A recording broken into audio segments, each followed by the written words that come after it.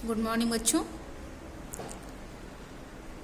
जो चैप्टर है हम लोगों का प्रकाश, अपवर्तन तथा परावर्तन, उस चैप्टर के न्यूमेरिकल्स लगाने के लिए कुछ इम्पॉर्टेंट फैक्ट्स हैं जो हमें पता होने चाहिए। वो हमें पता होंगे तभी जो भी न्यूमेरिकल्स हैं वो हमारे कभी भी गलत नहीं होंगे।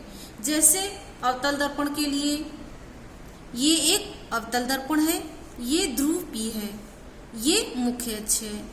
कोई भी जो दूरी नापी जाती है, जिस दिशा में किरण जा रही है, अगर उस दिशा में हम जाकर नापते हैं तो प्लस में लेते हैं, उसकी उल्टी दिशा में जाकर नापते हैं तो हम माइनस में लेते हैं।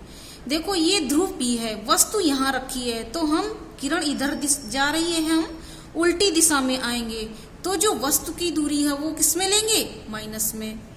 अब ये दर्पण है, इस गोले का हिस्सा है तो इसका वक्रता केंद्र इधर होगा, फोकस इधर होगा, तो हम किधर नापेंगे? उल्टी दिशा में चल रहे हैं किरण की, तो जो फोकस दूरी होगी वो हम किस में लेंगे? माइनस में। अब अवतल दर्पण में 6 स्थितियां होती हैं।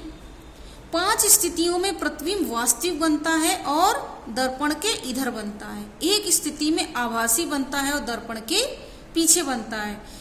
जब 5 स्थितियों में दर्पण वास्तविक बनता है और इधर बनता है, तब हम उल्टी दिशा में चल रहे हैं तो प्रतिबिंब की दूरी हम किस में लेंगे? माइनस में।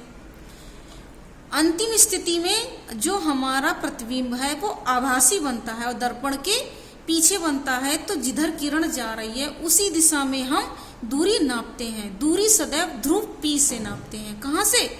ध्रुव P से।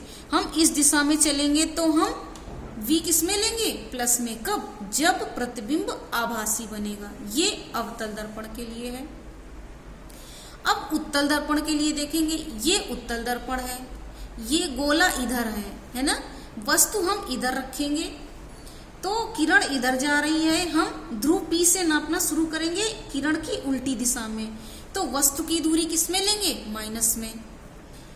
अब देखो ये गोला है, इसका वक्रता केंद्र इधर होगा, फोकस इधर होगा, तो फोकस दूरी भी इधर ही होगी। हम जिस दिशा में किरण जा रही है उसी दिशा में इधर को नापेंगे, तो जो फोकस दूरी जो F होगी वो ये है फोकस दूरी, तो वो किस में होगी? प्लस में। और उत्तल दर्पण में क्या होता है? प्रतिबिंब आभासी बनता है ना, तो इधर बनेगा सदैव, तो जिस दिशा में किरण जा रही है उसी दिशा में हम चल रहे हैं, तो जो हमारी प्रतिबिंब की दूरी होगी वो किस में लेंगे? प्लस में। ये है अवतल दर्पण में और उत्तल दर्पण में। अब हम जैसे कि ये वस्तु है, ठीक है, और हमारा प्रतिबिंब इतना छोटा बन रहा है या बड़ा बन रहा है, ऊपर बन रहा है या नीचे बन रहा है, उसको हम देखेंगे। हम प्लस में लेंगे या माइनस में लेंगे। जो वस्तु की ऊंचाई होती है, जैसे कोई दर्पण है या उत्तल दर्पण या अवतल दर्पण, तो वस्तु की दूरी, वस्तु हम ऐसे रखते हैं सदैव, ठीक है, तो वस्तु की दूरी सदैव प्लस में लेते हैं। दूरी मतलब ऊंचाई, ये वाली दूरी तो U से होती है ना, U से। जो ये ऊंचाई है H, ये हम किस में लेंगे? प्लस में।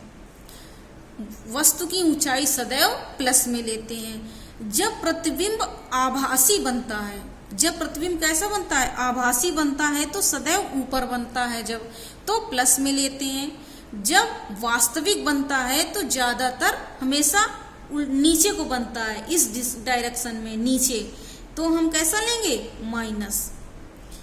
तो ये H डैश है वो हम कैसा लेंगे? माइनस।